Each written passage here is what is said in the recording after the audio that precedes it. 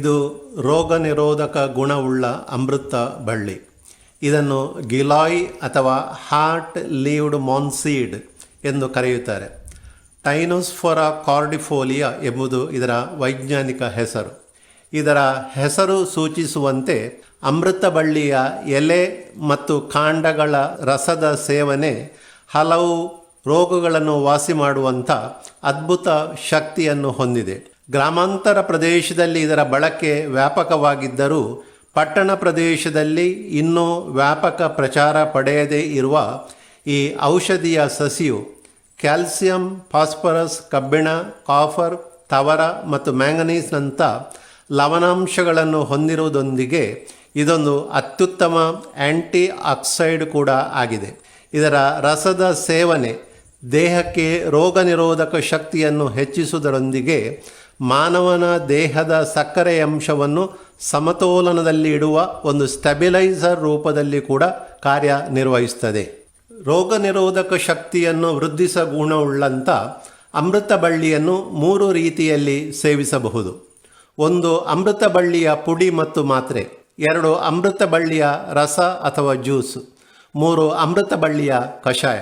ಅಮೃತ ಬಳ್ಳಿಯ ಕಷಾಯವನ್ನು ಮಾಡುವಂಥ ವಿಧಾನ: 4-5 ತುಳಸಿ ಎಲೆ, 2 ಕಾಳುಮೆಣಸು, 1 ಚಿಟಿಕೆ ಅರಸಿನ, 1 ಅರ್ಧ ಚಮಚ ಶುಂಠಿ ಹುಡಿ ಮತ್ತು 1 ಚಿಟಿಕೆ ಅಶ್ವಗಂಧವನ್ನು ಅಮೃತ ಬಳ್ಳಿಯ ಕಾಂಡದ 1 ತುಂಡನ್ನು ಸೇರಿಸಿ ಪುಡಿ ಮಾಡಿ, ನಂತರ 1 ಪಾತ್ರೆಯಲ್ಲಿ 2 ಗ್ಲಾಸ್ ನೀರನ್ನು ಬಿಸಿ ಮಾಡಿ ಅದರಲ್ಲಿ ಪುಡಿ ಮಾಡಿದ ಮಿಶ್ರಣ ಹಾಕಿ ನೀರು ಅರ್ಧಕ್ಕೆ ಬರುವ ತನಕ ಕುದಿಸಿ, ನಂತರ ರಾತ್ರಿ ಮತ್ತು ಬೆಳಿಗ್ಗೆ ಊಟ ತಿಂಡಿಯ ನಂತರ ಸೇವಿಸಬೇಕು. ಅಮೃತ ಬಳ್ಳಿಯ ಜ್ಯೂಸನ್ನು ಮಾಡುವಂಥ ವಿಧಾನ: ಅಮೃತ ಬಳ್ಳಿಯ ಜ್ಯೂಸ್ ಅಥವಾ ರಸ ತಯಾರಿಸಲು ಅದರ ಕಾಂಡದ 1 ತುಂಡು ಮತ್ತು ಕೆಲವು ಎಲೆಗಳನ್ನು ತೊಳೆದು ನಂತರ ಅದನ್ನು 2 ಗ್ಲಾಸ್ ನೀರಿನಲ್ಲಿ ಹಾಕಿ ಚೆನ್ನಾಗಿ ಕುದಿಸಿ ನಂತರ ಅದನ್ನು ಸೇವಿಸಬಹುದು.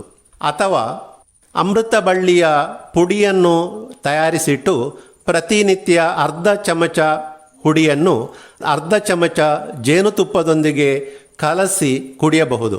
ಅಥವಾ ಹುಡಿಯನ್ನು ಬಿಸಿ ನೀರಿನಲ್ಲಿ ಕಲಸಿ ಕುಡಿಯಬಹುದು. ಅಮೃತ ಬಳ್ಳಿಯ ಪುಡಿಯನ್ನು ಬಿಸಿ ನೀರಿನಲ್ಲಿ ಕಲಸಿ ಕುಡಿಯುವಾಗ ಊಟದ ಮೊದಲು ಅಥವಾ ಖಾಲಿ ಹೊಟ್ಟೆಯಲ್ಲಿ ಕುಡಿಯತಕ್ಕದ್ದು.